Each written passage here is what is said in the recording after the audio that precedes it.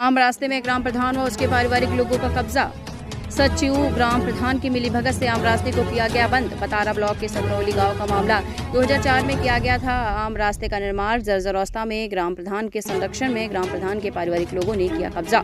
आला अधिकारियों की चौखट में दम तोड़ता इंसाफ। आला अधिकारियों के आदेशों को ग्राम प्रधान व सचिव ने किया दरकिनार। डीएम कानपुर को दिया प्रार्थी शिकायत पत्र। ग्राम प्रधान व सचिव की मिलीभगत के चलते पतारा विकासखंड के बीडीओ ने लगाई गलत रिपोर्ट, जबकि विकासखंड अधिकारी महोदया ने गोपाल वर्मा को निर्देशित किया कि मौके पर जाकर नाली खरंजे का एस्टीमेट दे। टाइम लगा रहे हो। पतारा ब्लॉक कर्मचारी गोपाल वर्मा ने नाली खरंजे का एस्टीमेट बनाकर वीडियो महोदया प्रवीणा शुक्ला को दिया है। ग्राम प्रधान के दानाशाह रवैये से ग्रामीण परेशान है। शिकायतों के बावजूद नहीं होता है समस्या का समाधान। रास्ता बंद होने के कारण प्रार्थी के घर के सामने लगा गोबर खाद का अंबार, जिससे बीमारियों का लगातार बढ़ रहा खतरा। आप देख लीजिए, हमें दिखाना है ना थोड़ा।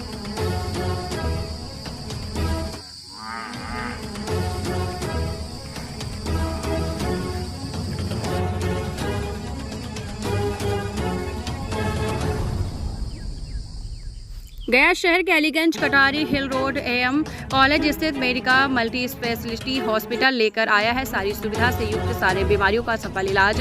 समाज सेवी सार doctor Muzaffar Iqbal MBBS MS के द्वारा बेहतरीन इलाज।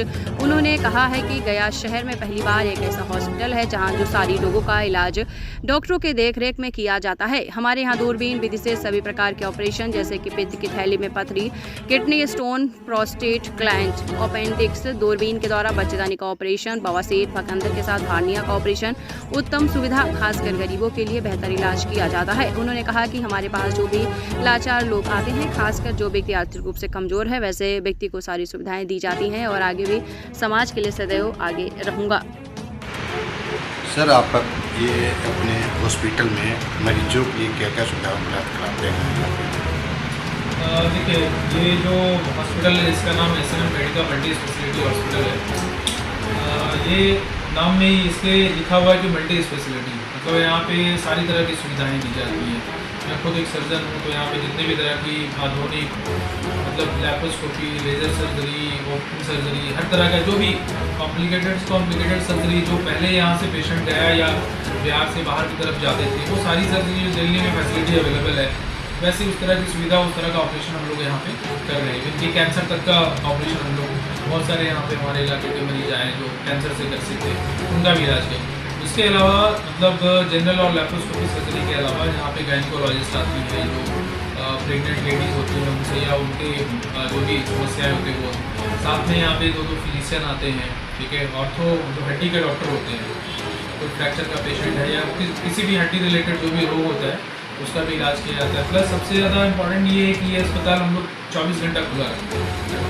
24 आवर यहाँ पे इमरजेंसी फैसिलिटी अवेलेबल है। रात बिरात इस इलाके में और कोई हॉस्पिटल नहीं है जो कि खुला रहता है रात को, तो हम लोग 24 आवर सर्विस देते हैं। और कभी भी कोई भी मरीज़ किसी भी तरह का रात में इमरजेंसी में आना चाहता है तो उसके लिए सुविधा उपलब्ध है, ठीक है।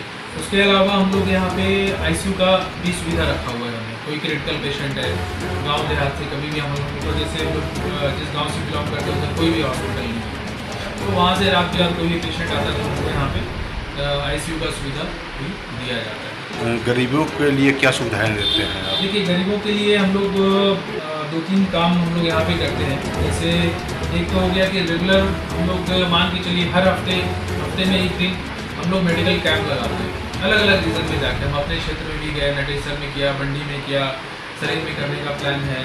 उसके अलावा अपने हॉस्पिटल में या कोई भी जो भी ऐसी जगह है जहाँ पे गरीब पेशेंट ज़्यादा है वहाँ तो हम लोग खुद अपनी पूरी टीम लेके जाते हैं, साथ में फ्री दवा का वितरण करते हैं, साथ में जांच वगैरह सारा हो जाता है, फिजियोथेरेपी के डॉक्टर करते हैं। तो एक तो वो है कि यहाँ फ्री मेडिकल कैंप करते हैं। प्लस उसके अलावा यहाँ पे हर फ्राइडे को शाम में 6 बजे से लेकर 8 बजे तक फ्री OPD हम लोगों ने रखा हुआ है कि कोई भी पेशेंट है अपना है फ्री में कंसल्टेशन ले। मैं खास करके 2 घंटे अच्छे से अपना पूरा समय देता हूँ। उसके अलावा मैं कभी भी कोई भी गरीब पेशेंट होता है, अगर ऐसा है कि हाँ गरीब कोई पेशेंट है, नहीं है उसके पास पैसा, तो ऐसा नहीं कि उसका इलाज नहीं होगा, उसका प्रॉपर हम लोग इलाज करने के लिए सदैव तत्पर है और वो हमेशा रहेगा। अगर दूर दराज के लोग आते हैं सर, तो उनके ठहरने के लिए क्या यहाँ पर व्यवस्था की? जी, कोई भी पेशेंट है दूर दराज से आ रहा है तो हमने ऊपर का एक फ्लोर जो है वो बिल्कुल खाली रखा हुआ है, ठीक है। पेशेंट हम 2 फ्लोर पे रखते हैं, ऊपर 3rd फ्लोर जो है वो खाली रखा हुआ है कि भाई, या इवन के पेशेंट के साथ एक अटेंडर को वैसे भी रहने के लिए हम लोग सुविधा प्रदान करते हैं, तो रहने के लिए कोई दिक्कत नहीं।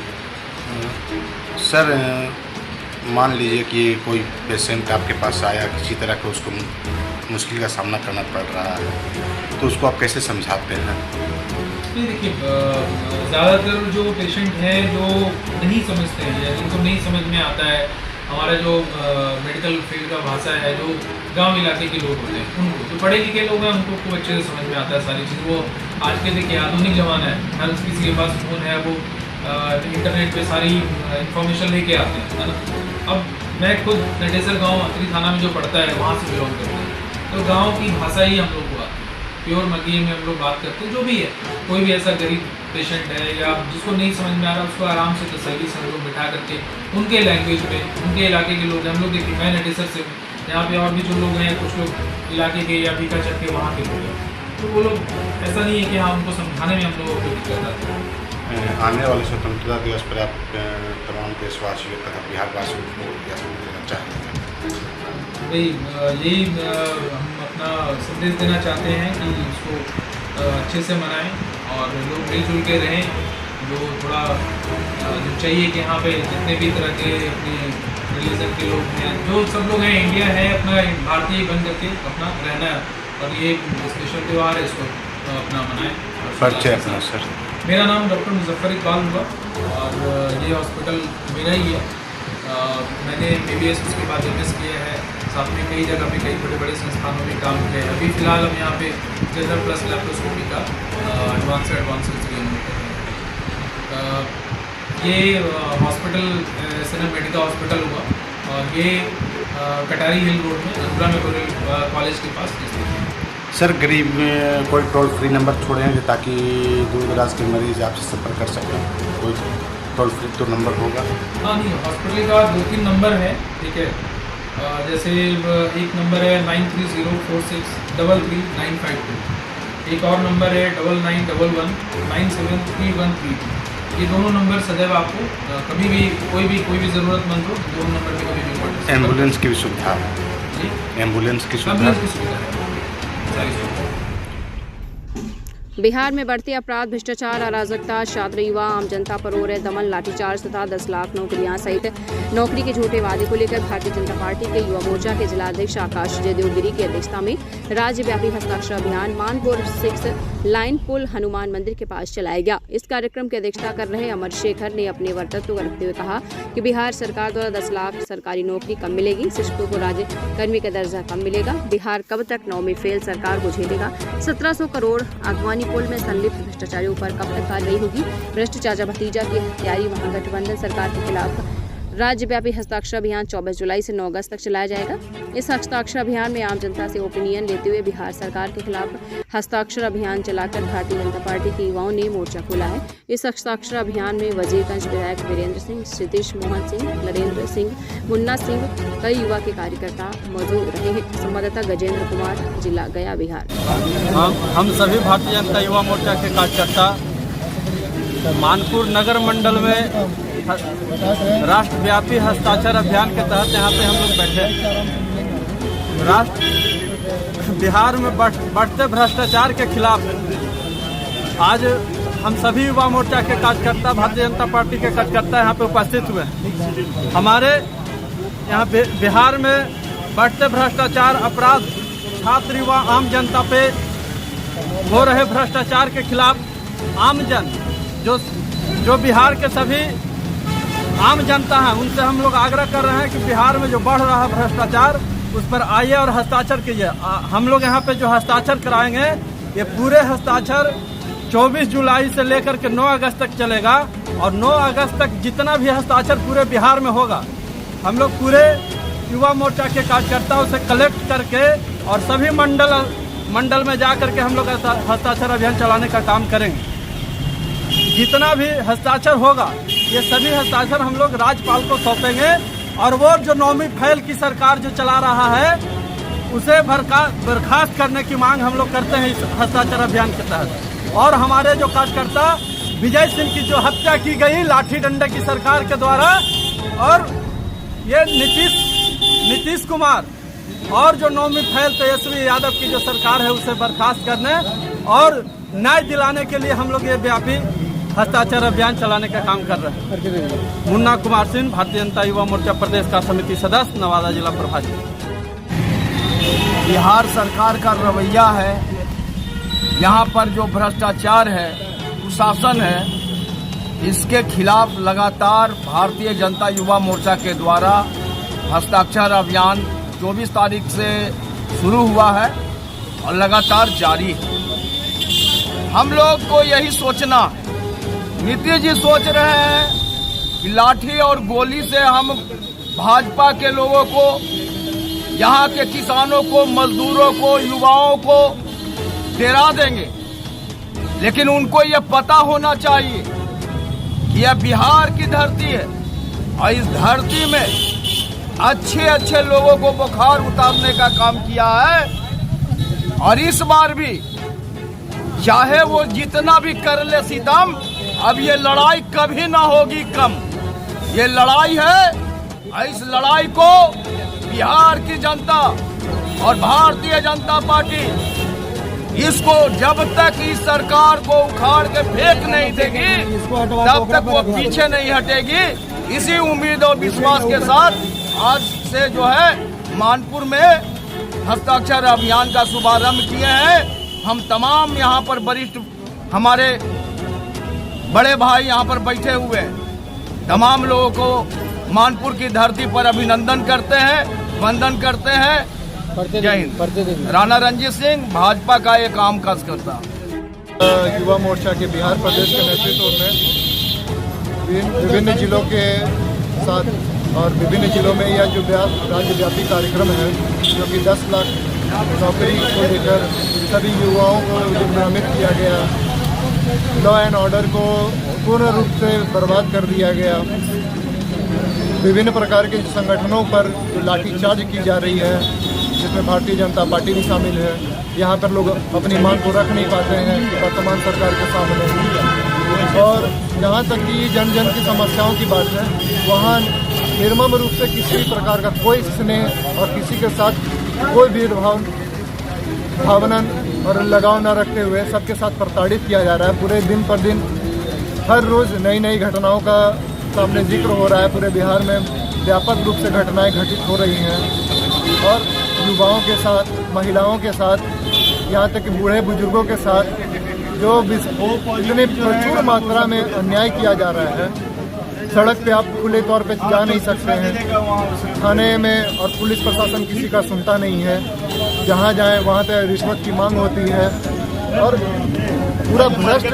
और ये चौपट जो सरकार अभी वर्तमान में है, नीतीश सरकार और तेजस्वी सरकार, इनके माध्यम से जो दुर्दशा बिहार की गई है, इस पर युवाओं के आक्रोश को लेकर राज्यव्यापी कार्यक्रम ये चलाया जा रहा है, जो कि हस्ताक्षर अभियान के माध्यम से पूरे बिहार प्रदेश में युवाओं का हस्ताक्षर अभियान चलाया जा रहा है भारतीय जनता पार्टी के युवा दिन के माध्यम से। कितना बजे तक ये रहेगा? यह कार्यक्रम पूरे बिहार प्रदेश में चल रहे हैं और यहाँ जो काउंटर लगाई गई, स्टॉल लगाई गई है, जहाँ की हर स्तर पे हमारे मंडल से लेके क्षेत्र में, कस्बे में हमारे कार्यकर्ता, हमारे पदाधिकारी, हमारे जन जन के नेता, सारे लोग खुद उपस्थित होकर सड़क पर खड़े होकर लोगों से वार्ता करके उनके हक की लड़ाई लड़ रही है। और जहाँ तक कि यहाँ के काउंटर की बात है, ये कम से कम सुबह से लेकर शाम तक चलेगी और यह काउंटर लगातार लोगों की सेवा में उपलब्ध है। कितने दिन तक चलेगी यह कार्यक्रम? जो है 31 जून से लेकर 24 जुलाई से लेकर 9 अगस्त तक लगातार चल रही है और इस माध्यम से विभिन्न प्रकार के और भी भारतीय जनता पार्टी की सेवाएं हैं, जिसमें लगातार भारतीय जनता पार्टी के कार्यकर्ता, नेता और पदाधिकारी सारे लोग जमीनी स्तर से लेकर केंद्र तक और बिहार के हर कोने में लगे हुए। आकाश जयदेव गिरी, युवा मोर्चा जिलाध्यक्ष गया। युवा मोर्चा के तरफ से जो है पूरे बिहार में हस्ताक्षर अभियान चल रहा है।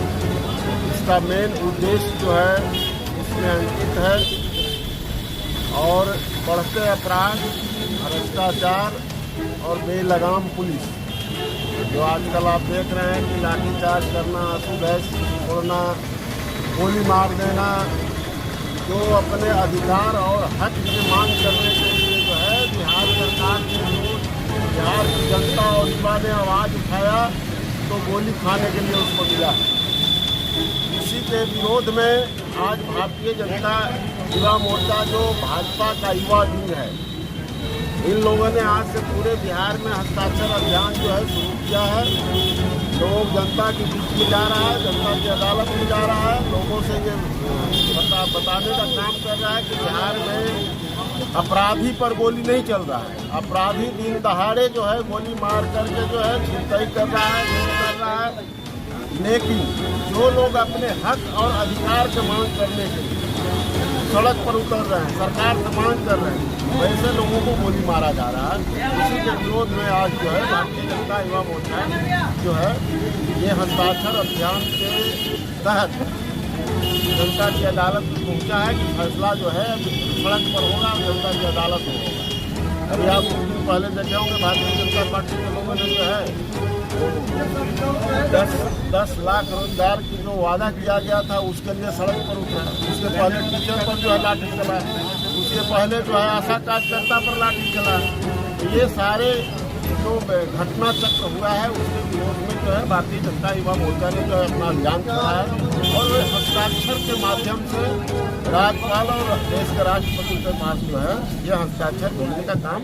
नवादा नगर थाना क्षेत्र के काली मंदिर के समीप आलू व्यवसाय से मारपीट करते बीच बचाव करने आई मां और चाचा भी दबंग दुकानदार ने मारपीट कर घायल कर दिया। पीड़ित पंकज कुमार ने बताया है कि शहर के काली मंदिर के पास समीप किराना दुकानदार के पास आलू प्याज और चोकर का 20 रुपया बकाया था, जिसे हम तगादा करने गए थे। 6 महीने से टहला रहा था। आज तगादा करने गए तो दुकानदार तथा उसके परिजन ने आलू व्यवसायी से मारपीट की। बीच बचाव करने गई मां और चाचे को भी मारपीट कर घायल कर दिया। सभी घायलों ने टाउन थाना पहुंचकर लिखित आवेदन दिया है। घायलों में चाचा मनोज साव, पंकज कुमार और पंकज की मां घायल हैं, जिन्हें तत्काल सदर अस्पताल में इलाज कराया जा रहा है। काली मंदिर पास दुकान की है किराना जनरल विपिन सिंह नाम है, ठीक है। उसके पास 20,000 रुपये बाकी है। 6 महीने से मांग रहे हैं, नहीं देंगे। कल बासा बासी हो गया। आज उसका बेटा सबको मिलकर हमको मारा है और प्लस में तगादा करके जो जा रहे थे, मतलब 30-35 हज़ार जो लेके छीन लिया हमसे। मेरी माँ को चैन पहले तो भी छीन लिया, मेरी माँ को भी मारा और हमको भी मारा। देखिए पूरा घायल। चाची का बाकी, चाची का आलू प्याज का पैसा, चोकर का पैसा बाकी था। 6 महीने से बाकी था। कल देंगे कर रहा था। आप आलू व्यापारी हैं? जी। कल थोड़ा बहसा बसी हो गया कि कल उसका बेटा 8 आदमी मिल के आया और हमको मारने लगा। कौन कौन मारा था?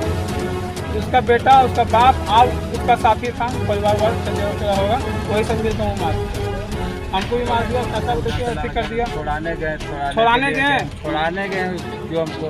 मेरी माँ को भी डंडा से मार दिया। कहाँ पर ही घटना घटा? काली मंदिर के पास अनुपम जनरल स्टोर लिखा हुआ। अभी कहाँ है जी? अभी कहाँ है? अभी हम नवादा टाउन थाना पे हैं। क्या नाम हुआ आपका? पंकज कुमार उर्फ शंकर कुमार। आप बचाने गए, आपको भी पीटने लगा? जी। सर फाड़ दिया आपका? सर फाड़ दिया। चाचा को भी हम बुलाए, छोड़ने मारा, पूरा पीठ फूला हुआ। सर से नहीं पता। डंडा से मारा और चैन छीन लिए और छुड़ाने गए हैं। अब वो जो पैर में कमर में दे रहे। कौन मार? मारा वही से मारा। काहे लड़ा? छुड़ाने में। काहे लड़ाई का विवाद का कारण क्या था? ये पैसा बाकी था, नहीं दे रहा 6 महीने से। कहाँ पर हुआ मार? काली मंदिर सामने। मुजफ्फरपुर जिले के सदर थाना क्षेत्र के खबड़ा गुरदासपुर के स्वर्गीय नगीना पासवान के 16 वर्षीय पुत्र आकाश कुमार की बीते दिनों गोली मारकर हत्या कर दी गई थी। आपको बता दें, इस मामले में पीड़ित परिजनों ने मिलने मंगलवार को बहुजन समाज पार्टी का एक प्रतिनिधिमंडल पहुंचा, जो मृत आकाश के परिजनों से मिलकर उनके सांत्वना दी और उनके हत्यारों की गिरफ्तारी की मांग की। मौके पर बहुजन समाज पार्टी के जिलाध्यक्ष ने कहा कि बिहार में हर जगह दलित परिवारों पर अन्याय हो रहा है, लेकिन बिहार की निरंकुश सरकार कोई एक्शन नहीं ले रही है। हम बिहार सरकार से मांग करते हैं कि स्पीडी ट्रायल चलाकर आकाश के हत्यारों को जल्द सजा दी जाए।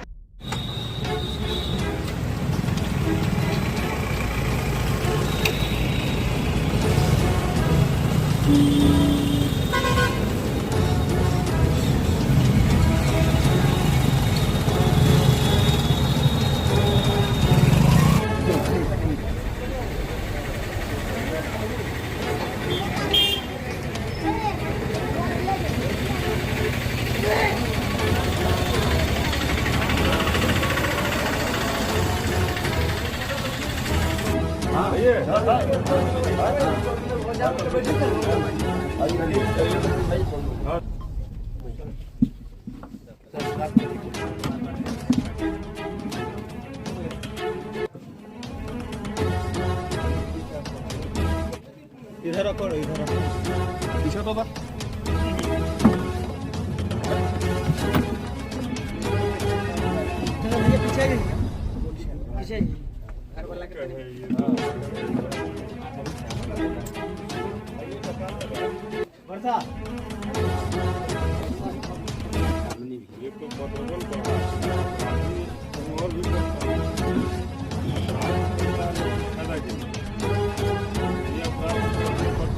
वर्चस्व के लिए यही बात है। आप हमारे यहाँ काम नहीं, यही बात है। एक पॉइंट लूट लिए किसी ने जगह डाल, आप तो वर्चस्व के लिए हमारे काम नहीं किए।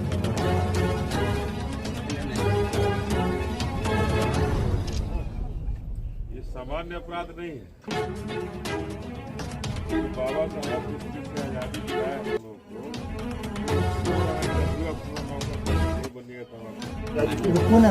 पास में स्वर्गीय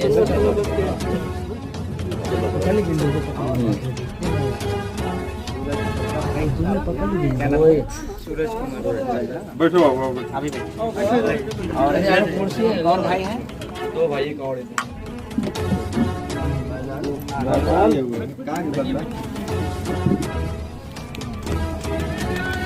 साइड वन क्या हुआ था? बोले मत। हमारा भाई सवेरे मुँह धो रहा था 8 बजे, उसको बुला के ले गया जबरदस्ती, बुला के ले गया, हमने क्या गोली मार दिया पूरा। कौन ले गया? कुंदन ओझा बुला के ले गया, आप गोली मार दिया, पूरा 4 लाइन घुमा के हुआ फेंक दिया जी प्रधान हॉस्पिटल के पास। गोली कहीं और मारा? हाँ पहले भी धमकी उनके दिया था, तो पहले भी ले गया था कभी? हाँ वो टाटी में मारा 3 दिन पहले, 4 दिन पहले तो आप लोग कंप्लेन नहीं किए थे? पुलिस में क्या ये लोग बोला था पटाखा छूट गया, धमकाए हुआ था, नहीं करने बचा लेंगे, यही सब बात नहीं कहना किसी का। लड़का हमारा पानी मांग रहा था, मेरा भाई पीने के लिए गवाही दे देते, जिंदा था, उसको सरपंच सदस्य सब मरवा दिया, ऑपरेशन नहीं होने दिया। कौन हो? अस्पताल में हाँ जी सर, जी नहीं होने दिया, पानी मारना नहीं हुआ। मर गया था। हाँ तो मेडिकल में पोस्टमार्टम, हमें अति मेडिकल ही हॉस्पिटल में जांच ऑपरेशन नहीं होने, गोली नहीं निकालने दी? नहीं जी पोस्टमार्टम तब हुआ, मर गया, मरने के बाद ही न होता। पोस्टमार्टम तब हुआ जब ये लोग सब दबाव डाले, जाम के दबाव पुलिस ले गई। इंटर में दबाव डालने पर, ठीक है तेरे हमारी इंटर के परीक्षा इंटर का उसका फाइनल था। इसके बाद तो बहुत सारा लोग इस मतलब मोहल्ले बर्बाद हो जाते। अगर कोई मर्डर होता तो पूरा मोहल्ले बर्बाद हो जाता, सब दिन फिर ये केस क्या इनका दोबारा केस चल जाता केस को डैमेज करने के लिए। और ये सब साजिश के तरफ करेगा, ये लोग तो समझ नहीं रहे थे, और कोई भी उसमें पढ़े लिखे लोग हैं नहीं जो इनको इतना सेल्फ डेवलपमेंट करे जहाँ भाई हमको। जी सर, आज का जो घटना है, तो ये घड़ा बहुत ही विभत्स घटना मुजफ्फरपुर में, और हमारे बगल में बैठे ही ये अपनी बेटा, उसका ये उसकी बहन है, ये उसका भाई। ये आश्चर्य होता है कि अगर हमारे घर में कोई काम नहीं करता है तो हम उसकी हत्या करते हैं। ये मुजफ्फरपुर खबरा पंचायत में जो घटना घटी है, और आश्चर्य होता है कि गरीबों का सुनने वाला कोई नहीं।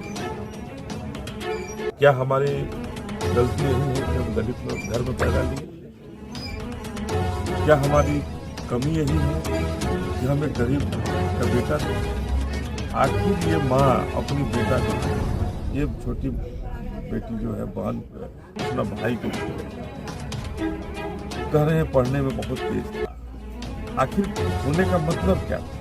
जो बाबा साहब ने जो संविधान में हमें अधिकार दिया, बाबा साहब ने जो हम सबों को जीने का अधिकार दिया, मुख्य धारा में शामिल करने का, सबको साथ करने का अधिकार दिया, वो आज कौन लोग हैं जो इस अधिकार को छीनना चाहते हैं? अभी सोनपुर में भी एक ऐसी घटना घटी जहाँ राजा पटेल की हत्या हुई थी, यही कारण था कि घर में काम नहीं करोगे तो हम तुमको गोली मारेंगे। और यहाँ भी वही घटना हुई कि अगर हमारे घर में तुम काम नहीं करोगे, एक ओझा जी थे कुंदन ओझा, और उन्होंने कहा कि हमारे घर में काम नहीं करोगे हम तुमको जीने नहीं देंगे। इस घटना के 4 दिन पहले भी इस मोहल्ले में आकर के, इस गांव में आकर उन्होंने गोली चला दी, प्रशासन कोई उस पर कार्रवाई नहीं करती। जब हत्या हो जाती है, घर में ले जाकर के या कहीं ले जाकर के मार देते हैं, कुंदन ओझा नाम का व्यक्ति वो मार देता है, जो परिजन जो कहे हैं FIR में लिखे। उसके बाद कुंदन ओझा की गिरफ्तारी नहीं हुई। कुंदन ओझा अकेले तो नहीं मारा होगा, उसमें और 4-5 लोग होंगे, 7 लोग होंगे उनके साथ, उनकी गिरफ्तारी नहीं होता। इस परिवार को दहशत में और पैदा करने के लिए, इस परिवार में, इस समाज को दहशत में रखने के लिए पुलिस ने 200 अज्ञात लोगों को 35 या 30 नेम्ड कर दिया। पुलिस के पास CCTV फुटेज भी होना चाहिए, उसमें देखें इस केस से बचने के लिए, केवल ओझा परिवार को बचाने के लिए क्यों ऐसा संगठन? मैं बिहार सरकार के चाचा भतीजा से कहना चाहता हूँ कि क्या चाचा भतीजा के राज में दलितों का रहना मार दिया गया? क्या चाचा भतीजा के राज में हम दलित बिहार छोड़ दें? सवाल ये है कि आखिर दलितों पर अत्याचार कब तक होता है और कब तक हम बर्दाश्त करते हैं? हम आए हैं बहुजन समाज पार्टी और बहन मायावती जी ने स्पष्ट आदेश दिया कि बिहार में जिस तरह से दलितों पर अत्याचार हो रहा है, बहुजन समाज पार्टी के एक परिवार लगो और दलित उत्पीड़न जहाँ जहाँ हो रहा है, जहाँ गरीबों पर, पिछड़ों पर, अति पिछड़ों पर अत्याचार हो रहा है, वहाँ जाकर के उस परिवार के साथ खड़े हो और खड़ा होकर के सरकार के सामने इतने मजबूत साल करो कि जो सामने आने वाले जो गुंडे हैं, जो अपराधी हैं, उन पर नकेल लगे और अपराध जो करने वाले लोग हैं वो जेल के सलाख हो जाए। इसी सिलसिले में हम लोग आए हैं और इस परिवार के साथ खड़े हैं, इस पूरे समाज के साथ खड़े हैं, इस गांव में खड़े हैं और सरकार और प्रशासन से कहना चाहते हैं कि 200 लोगों को जो FIR आपने किया है, ये जो झूठा मुकदमा जो आपने 35 लोगों को डराने के लिए, इस पूरे समाज को, परिवार को डराने के लिए आपने किया है, इस पर तत्काल रोक लगाए और जो इस मृतक का जो लड़का यहाँ जिसकी हत्या हुई है उसकी गिरफ्तारी करने के लिए आप कुंदन ओझा की गिरफ्तारी करें और जो लोग उसमें शामिल हैं उसको जेल के सलाखों में डालें और इस परिवार को न्याय दिलाएं, स्पीडी ट्रायल करें और इस परिवार को उचित मुआवजा मिले और मिलकर के एक ऐसा माहौल पैदा करें जो बाबा साहब ने जो संविधान दिया है, उस संविधान में हमें चलने का, बढ़ने का जो हम गरीबों का अधिकार है, उस अधिकार को जो छीनने की जो साहस कर रहा है उस पर रोक लगाए। हम लोग ये भी जानते हैं यही वो जगह है जहाँ दलितों पर सबसे बड़ा अत्याचार अगर भारत में हुआ था तो वो दलित जी कृष्णिया की हत्या हुई और उस DM के हत्यारे जब जेल से छोड़ा गया है, जब से जेल से छोड़ा गया है, सामंतवादी और मनवादी व्यवस्था जो है सर चढ़ कर, यही वो जगह है जहां अगर हम सड़क के किनारे खड़े होते ये वही पर जगह थी जहां जी कृष्णिया साहब की हत्या हुई। और आज उस हत्यारे को छोड़ने से ही सामंतवादी और मनवादी व्यवस्था है सर चढ़ करके बोल रही है और इस चाचा भतीजा की सरकार एक अपराधी को नहीं छुड़ाए, एक अपराधी को जेल के सलाखों से नहीं छुड़ाए, ये सामंतवादी व्यवस्था को फिर से आगे किए हैं, मनुवादी व्यवस्था को फिर से आगे किए हैं और यही व्यवस्था है जो दलितों पर अत्याचार, शोषितों पर अत्याचार, पिछड़ों पर, वंचितों पर, अति पिछड़ों पर अत्याचार करने का साहस रखती है। हम सरकार और प्रशासन से मांग करने आए इस परिवार के साथ खड़े और खड़े होकर परिवार की खिलाफ जो अत्याचार हुआ है, परिवार पर जो अत्याचार हुआ है, उस अत्याचार में जरूर इसे न्याय मिलना चाहिए और स्पीडी ट्रायल हो और स्पीडी ट्रायल होकर के अपराधियों को जेल के सलाख बंद किया। एक मिनट।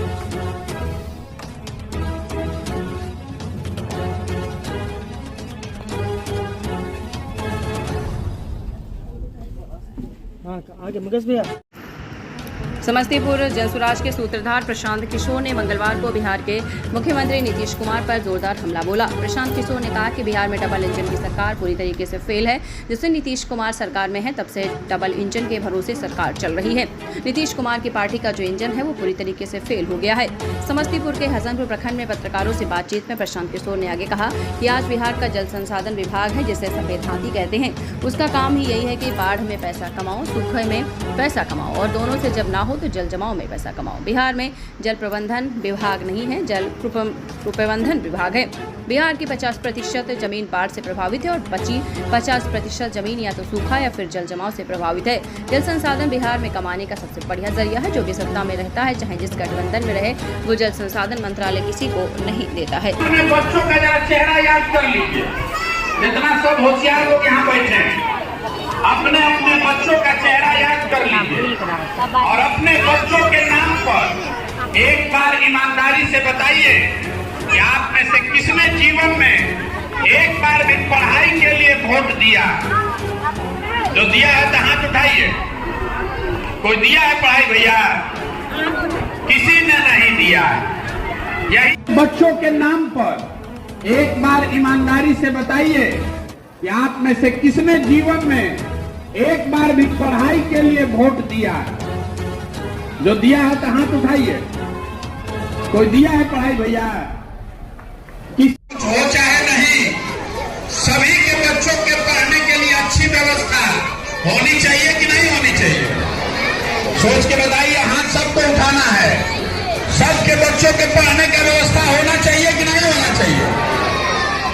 होना चाहिए ना, होना चाहिए ना। अभी बहुत होशियार में इंजन तो नीतीश कुमार ही थे।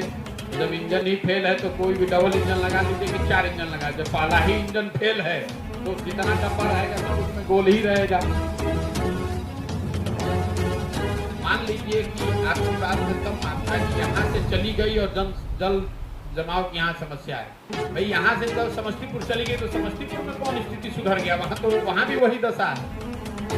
अगर ऐसा होता कि यहाँ पर जो योजना आई, जो कार्यालय खुला, वो यहाँ से चला गया, जिसकी वजह से यहाँ जल जमाव की समस्या है या नहर की समस्या है, तो मैं इस पर चर्चा करता। मैं आपको बता रहा हूँ कि बिहार के ज्यादातर जगहों पर पूरा जल संसाधन जो विभाग है, वो इसको सफेद हाथी कहते हैं।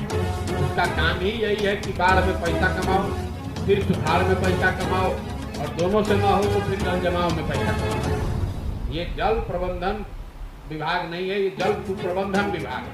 50% जमीन बाढ़ से प्रभावित है, 50% जो बची हुई जमीन है या तो सूखे से प्रभावित है या फिर जल जमाव से प्रभावित है। ये सीमांत के बाद की हालत है।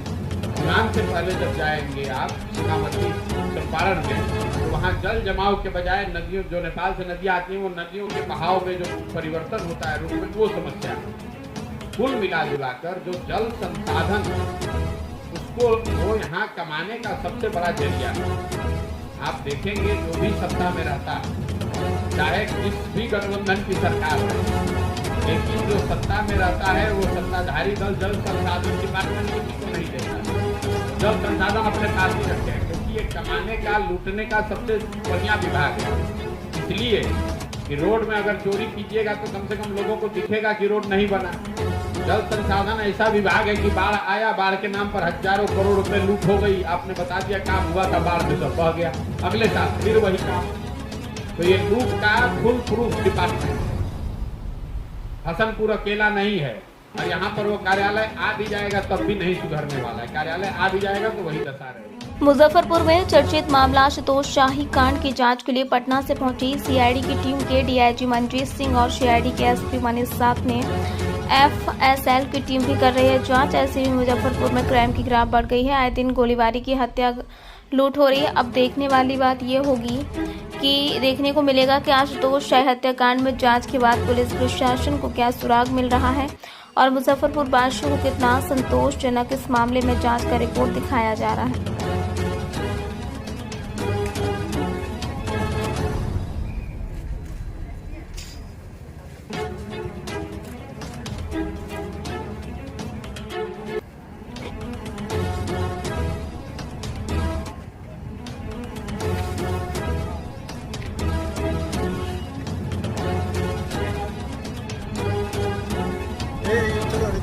हो गया, एक लिंक क्रिएट हो गया था।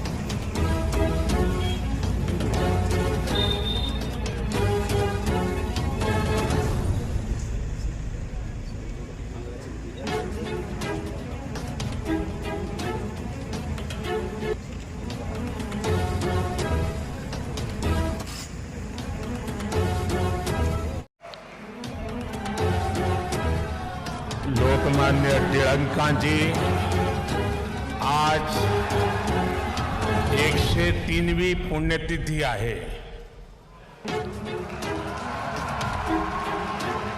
देशाला अनेक महानायक देण्याच्या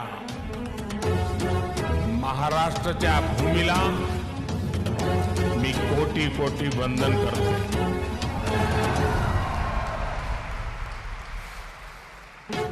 कार्यक्रम में उपस्थित आदरणीय श्री शरद पवार जी, राज्यपाल श्रीमान रमेश बैस जी, महाराष्ट्र के मुख्यमंत्री श्रीमान एकनाथ शिंदे जी, उप मुख्यमंत्री श्रीमान देवेंद्र फडणवीस जी, उप मुख्यमंत्री श्रीमान अजीत पवार जी, ट्रस्ट के अध्यक्ष श्रीमान दीपक तिलक जी, पूर्व मुख्यमंत्री मेरे मित्र श्रीमान सुशील कुमार शिंदे जी, तिलक परिवार के सभी सम्मानित सदस्यगण एवं उपस्थित भाई और बहनों, आज का ये दिन मेरे लिए बहुत अहम है। मैं यहां आकर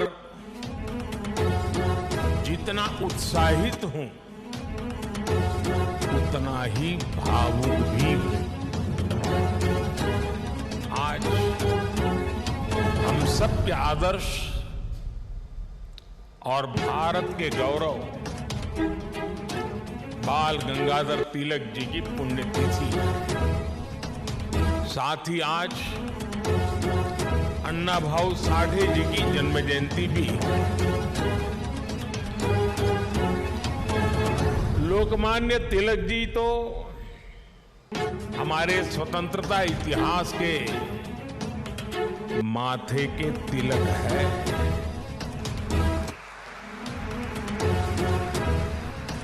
साथ ही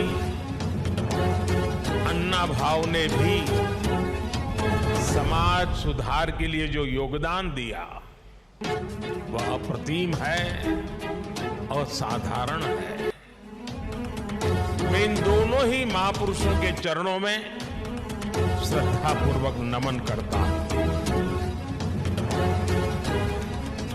आज या महत्वाच्या दिवशी मला पुण्याच्या या पावन भूमीवर महाराष्ट्राच्या धर्तीवर येण्याची संधी मिळाली हे माझे भाग्य आहे।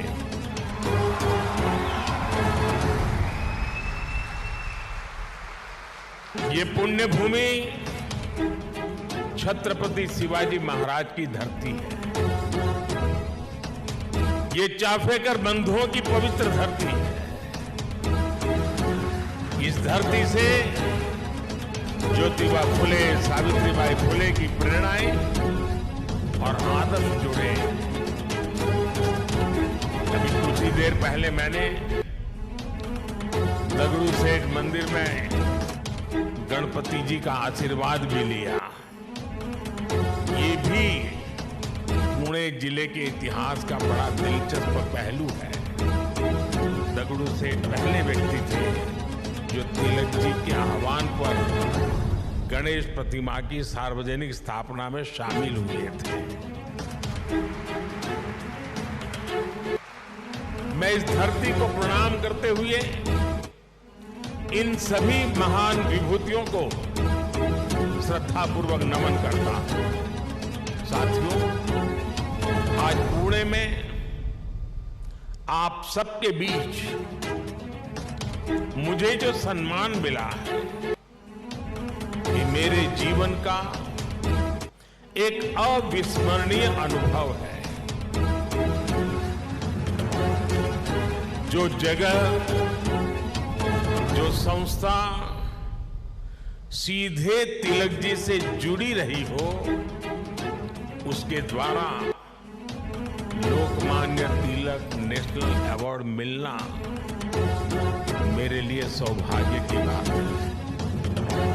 मैं इस सम्मान के लिए हिंद स्वराज संघ का और आप सभी का पूरी विनम्रता के साथ हृदय से आभार व्यक्त करता हूं। और मैं ये भी कहना चाहूंगा, अगर ऊपर ऊपर से थोड़ा नजर करें तो हमारे देश में काशी और पुणे दोनों की एक विशेष पहचान है। विद्वत्ता यहां पर चिरंजीव है, अमरत्व को प्राप्त हुई है।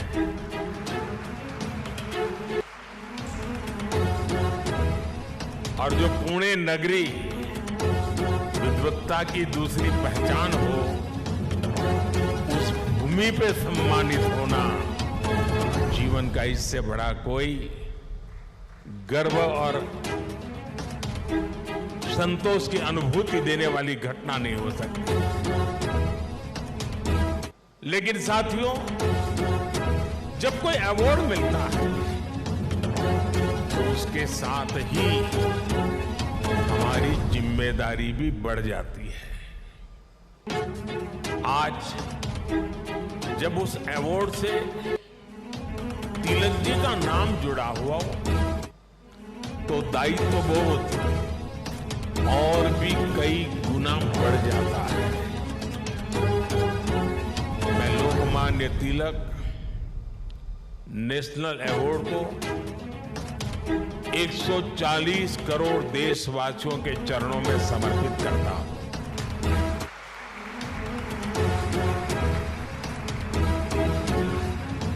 मैं देशवासियों को विश्वास भी दिलाता हूं कि उनकी सेवा में, उनकी आशाओं अपेक्षाओं की पूर्ति में कोई कसर बाकी नहीं छोड़ूंगा। जिनके नाम में गंगाधर हो,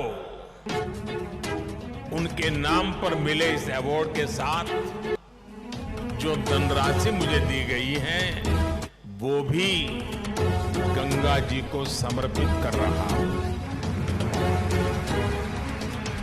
मैंने पुरस्कार राशि नमामि गंगे परियोजना के लिए दान देने का निर्णय लिया है।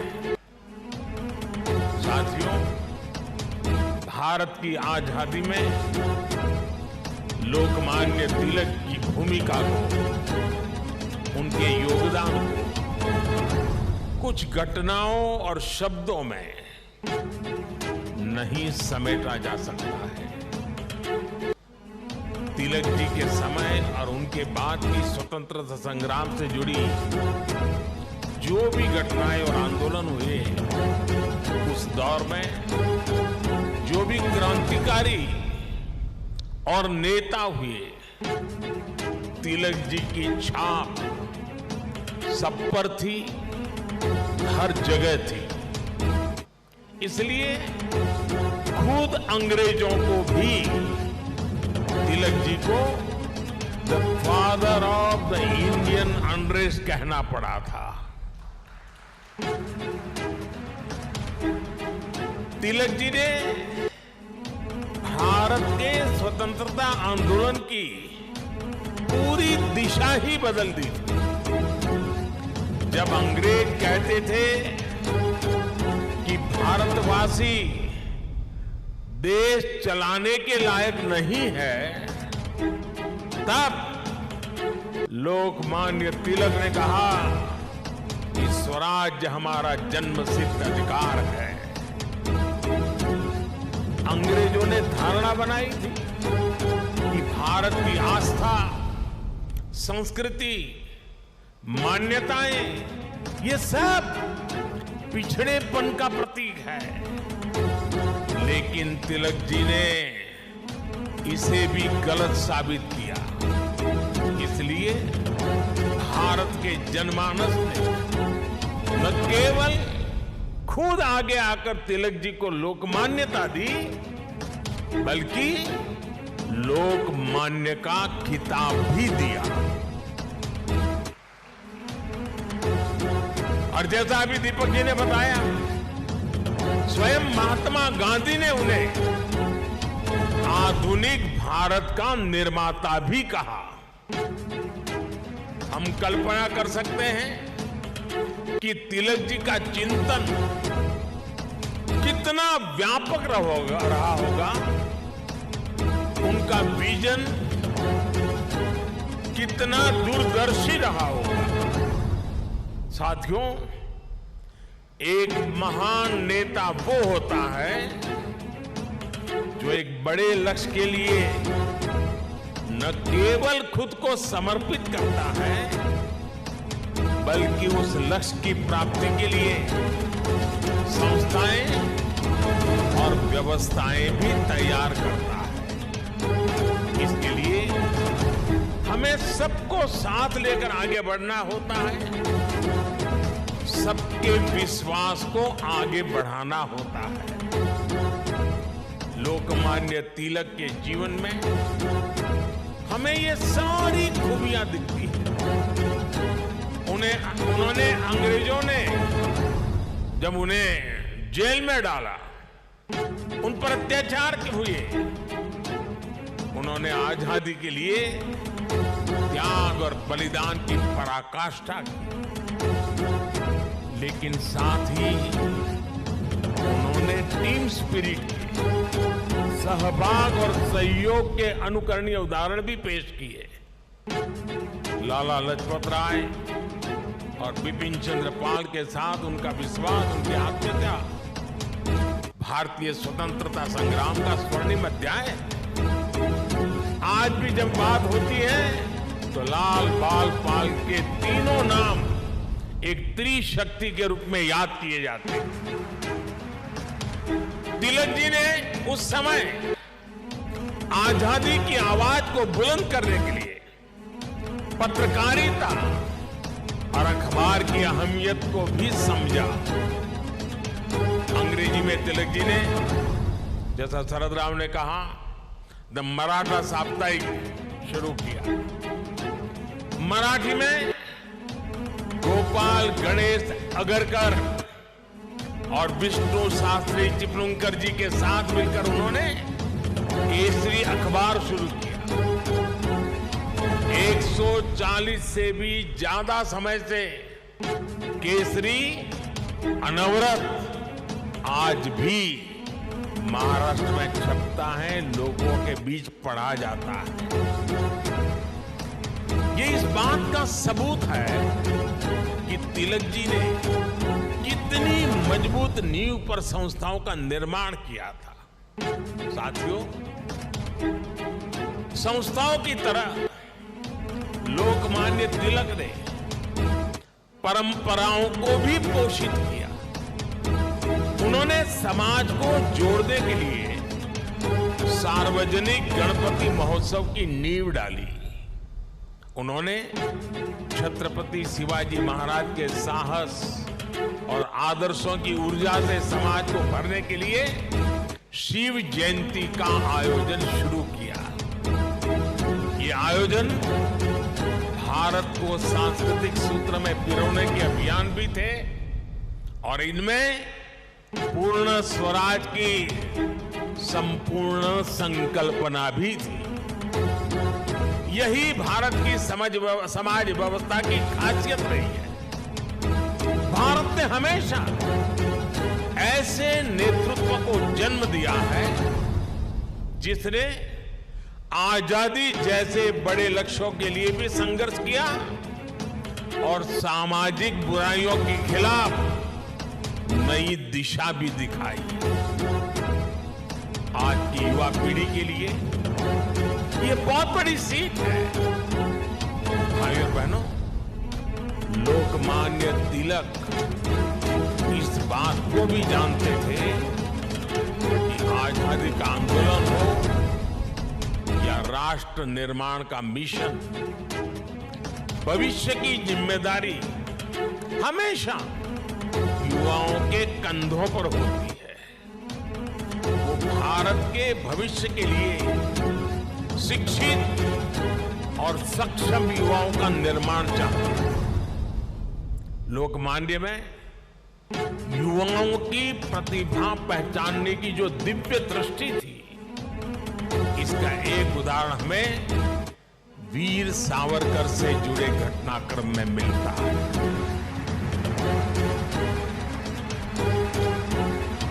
उस समय सावरकर जी युवा थे। तिलक जी ने उनकी क्षमता को पहचाना। वो चाहते थे कि सावरकर बाहर जाकर अच्छी पढ़ाई करें और वापस आकर आजादी के लिए काम करें।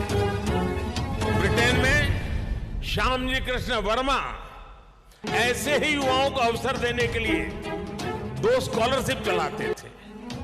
एक स्कॉलरशिप का नाम था छत्रपति शिवाजी स्कॉलरशिप और दूसरी स्कॉलरशिप का नाम था महाराणा प्रताप स्कॉलरशिप। वीर सावरकर के लिए तिलक जी ने श्यामजी कृष्ण वर्मा से सिफारिश की थी। इसका लाभ लेकर वो लंदन में बैरिस्टर बन सके। ऐसे कितने ही युवाओं को तिलक जी ने तैयार किया। पुणे में new English school, Deccan education society और फर्गुसन कॉलेज जैसे संस्थानों, उसकी स्थापना उनके इसी विजन का हिस्सा है।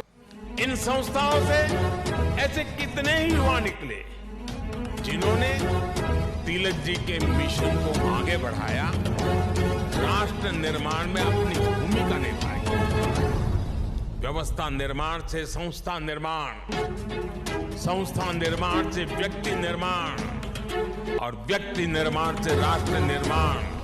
ये विजन राष्ट्र के भविष्य के लिए रोड मैप की तरह होता है। इसी रोड मैप को आज देश प्रभावी ढंग से फॉलो कर रहा है। साथियों, वैसे तो तिलक जी पूरे भारत के लोकमान्य नेता हैं, लेकिन जैसे पुणे और महाराष्ट्र के लोगों के लिए उनका एक अलग स्थान है, वैसा ही रिश्ता गुजरात के लोगों का भी उनके साथ है। मैं आज इस विशेष अवसर पर मैं उन बातों को भी याद कर रहा हूं। स्वतंत्रता संग्राम के समय वो करीब 1.5 महीने अहमदाबाद साबरमती जेल में रहे थे। इसके बाद 1916 में तिलक जी अहमदाबाद आए और आपको जानकर के खुशी होगी, उस समय जब अंग्रेजों की पूरी तरह जुल्म चलते थे, अहमदाबाद में तिलक जी के स्वागत में और उनको सुनने के लिए उस जमाने में 40,000 से ज्यादा लोग उनका स्वागत करने के लिए आए। और खुशी की बात यह है कि उनको सुनने के लिए उस समय ऑडियंस में सरदार वल्लभ भाई पटेल भी थे। उनके भाषण ने सरदार साहब के मन में एक अलग ही छाप छोड़ी। बाद में सरदार पटेल अहमदाबाद नगर पालिका के प्रेसिडेंट बने, म्युनिसिपैलिटी के प्रेसिडेंट बने। और आप देखिए उस समय के व्यक्तित्व की सोच कैसी हो। उन्होंने अहमदाबाद में तिलक जी की मूर्ति लगाने का फैसला किया। और सिर्फ मूर्ति लगाने का फैसला किया नहीं, उनके निर्णय में भी सरदार साहब की लौह पुरुष की पहचान मिलती है। सरदार साहब ने जो जगह चुनी वो जगह थी विक्टोरिया गार्डन। अंग्रेजों ने रानी विक्टोरिया की हीरक जयंती मनाने के लिए अहमदाबाद में 1897 में 1897 में विक्टोरिया गार्डन का निर्माण किया था। यानी ब्रिटिश महारानी के नाम पर बने पार्क में उनकी छाती पर सरदार पटेल ने इतने बड़े क्रांतिकारी लोकमान्य तिलक की मूर्ति लगाने का फैसला कर लिया।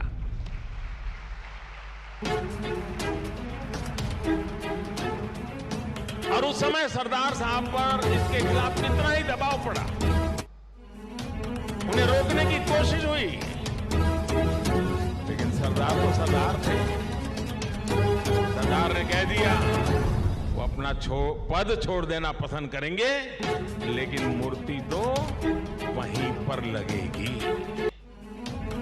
और वो मूर्ति बनी और 1929 में उसका लोकार्पण महात्मा गांधी ने किया। अहमदाबाद में रहते हुए मुझे कितनी बार उस पवित्र स्थान पर जाने का मौका मिला है और तिलक जी की प्रतिमा के सामने सर झुकाने का अवसर मिला है। वो एक अद्भुत मूर्ति है जिसमें तिलक जी विश्राम मुद्रा में बैठे हुए हैं। ऐसा लगता है जैसे वो स्वतंत्र भारत के उज्जवल भविष्य की ओर देख रहे हैं। आप कल्पना करिए, गुलामी के दौर में भी सरदार साहब ने अपने देश के सपूत के सम्मान में पूरी अंग्रेजी हुकूमत को चुनौती दे दी थी। और आज की स्थिति देखिए, अगर आज हम किसी एक सड़क का नाम भी किसी विदेशी आक्रांता की जगह कर बदलकर भारतीय विभूति पर रखते हैं तो कुछ लोग उस पर हल्ला मचाने लग जाते हैं।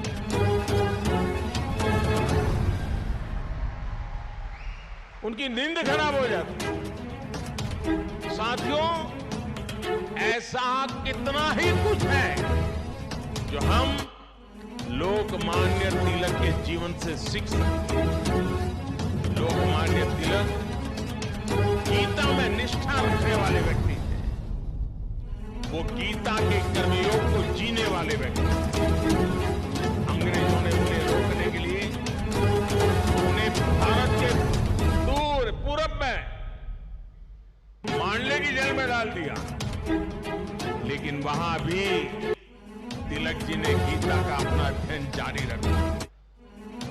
उन्होंने देश को हर चुनौती से पार पाने के लिए गीता रहस्य के जरिए कर्मयोग की सहज समझ दी, कर्म की ताकत से परिचित करवाया। साथियों, बाल गंगाधर तिलक जी के व्यक्तित्व के एक और पहलू की तरफ मैं आज देश के नवजवान युवा पीढ़ी का ध्यान आकर्षित करना चाहता हूं। तिलक जी की एक बड़ी विशेषता थी, वो लोगों को खुद पर विश्वास करने का के बड़े आग्रही थे और करना सिखाते थे। वो उन्हें आत्मविश्वास से भर देते। पिछली शताब्दी में जब लोगों के मन में ये बात बैठ गई थी कि भारत गुलामी की बेड़ियां नहीं तोड़ सकता, तिलक जी ने लोगों को आजादी का विश्वास दिया। उन्हें हमारे इतिहास पर विश्वास था, उन्हें हमारी संस्कृति पर विश्वास था, उन्हें अपने लोगों पर विश्वास था, उन्हें हमारे श्रमिकों उद्यमियों पर विश्वास था, उन्हें भारत के सामर्थ्य पर विश्वास था। भारत की बात आते ही कहा जाता था यहाँ के लोग ऐसे ही हैं, हमारा कुछ नहीं हो सकता।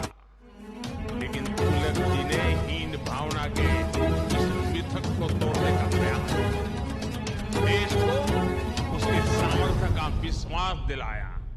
साथियों, अविश्वास के वातावरण में देश का विकास संभव नहीं होता। कल मैं देख रहा था पुणे के ही एक सज्जन श्रीमान मनोज पोचाट जी ने मुझे ट्वीट किया। उन्होंने मुझे 10 साल पहले की मेरी पुणे यात्रा को याद दिलाया। उस समय जिस फर्गुसन कॉलेज की तिलक जी ने स्थापना की थी, उसमें मैंने तब के भारत में ट्रस्ट डेफिसिट की बात की थी। मनोज जी ने मुझे आग्रह किया है कि मैं ट्रस्ट डेफिसिट से ट्रस्ट सरप्लस तक की देश की यात्रा के बारे में बात करूं। मैं मनोज जी का आभार व्यक्त करूंगा कि उन्होंने इस अहम विषय को उठाया। भाइयों बहनों, आज भारत में ट्रस्ट सरप्लस पॉलिसी में भी दिखाई देता है और देशवासियों के परिश्रम में भी झलकता है। बीते 9 वर्ष भारत के लोगों ने बड़े बड़े बदलावों की नींव रखी, बड़े बड़े परिवर्तन करके दिखाए। आखिर कैसे भारत दुनिया की 5वीं सबसे बड़ी अर्थव्यवस्था बन गया? ये भारत के लोग ही हैं जिन्होंने ये करके दिखाया। आज देश हर क्षेत्र में अपने आप पर भरोसा कर रहा है और अपने नागरिकों पर भी भरोसा कर रहा है। कोरोना के संकट काल में भारत ने अपने वैज्ञानिकों पर विश्वास किया और उन्होंने मेड इन इंडिया वैक्सीन बनाकर दिखाई और पुणे ने भी उसमें बड़ी भूमिका निभाई। हम आत्मनिर्भर की आत्मनिर्भर भारत की बात कर रहे हैं, क्योंकि हमें विश्वास है कि भारत ये कर सकता है। हम देश के आम आदमी को बिना गारंटी का मुद्रा लोन दे रहे हैं, क्योंकि हमें उसकी ईमानदारी पर, उसकी कर्तव्य शक्ति पर विश्वास। पहले छोटे छोटे कामों के लिए आम लोगों को परेशान होना पड़ता था। आज ज्यादातर काम मोबाइल पर एक क्लिक पर हो रहे हैं। कागजों को अटैच करने के लिए आपके अपने हस्ताक्षर पर भी आज सरकार विश्वास कर रही है। इससे देश में एक अलग माहौल बन रहा है, एक सकारात्मक वातावरण तैयार हो रहा है और हम देख रहे हैं कि विश्वास से भरे हुए देश के लोग देश के विकास के लिए कैसे खुद आगे बढ़कर काम कर रहे हैं। स्वच्छ भारत आंदोलन को इस जन विश्वास ने ही जन आंदोलन में बदला। बेटी बचाओ बेटी पढ़ाओ अभियान को इस जन विश्वास ने ही जन आंदोलन में बदला। लाल किले से मेरी एक पुकार पर ये जो सक्षम है उन्हें गैस सब्सिडी छोड़नी चाहिए। लाखों लोगों ने गैस सब्सिडी छोड़ दी। कुछ समय पहले ही कई देशों का एक सर्वे हुआ। इस सर्वे में सामने आया कि जिस देश के नागरिकों को अपनी सरकार में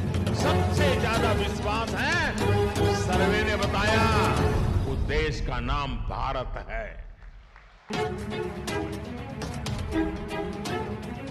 ये बदलता हुआ जनमानस, ये बढ़ता हुआ जनविश्वास भारत के जन जन की प्रगति का माध्यम बन रहा है।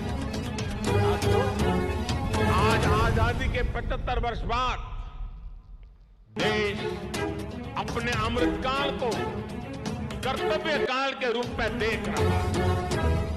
हम देशवासी अपने अपने स्तर से देश के सपनों और संकल्पों को ध्यान में रखकर काम कर रहे हैं। इसलिए आज विश्व भी भारत में भविष्य देख रहा है। हमारे प्रयास आज पूरी मानवता के लिए एक आश्वासन बन रहे हैं। मैं मानता हूं कि लोकमान्य आज जहां भी उनकी आत्मा होगी, हमें देख रहे हैं, हम पर अपना आशीर्वाद बरसा रहे हैं। उनके आशीर्वाद से, उनके विचारों की ताकत से हमें सशक्त और समृद्ध भारत के अपने सपने को जरूर साकार करेंगे। मुझे विश्वास है हिंद स्वराज संघ तिलक के आदर्शों से जन जन को जोड़ने में इसी प्रकार आगे आकर के अहम भूमिका निभाता रहेगा। एक बार फिर इस सम्मान के लिए आप सभी का आभार प्रकट करता हूं। इस धरती को प्रणाम करते हुए, इस विचार को आगे बढ़ाने में जुड़े हुए सबको प्रणाम करते हुए मैं मेरी वाणी को विराम देता हूं। आप सबका बहुत बहुत धन्यवाद।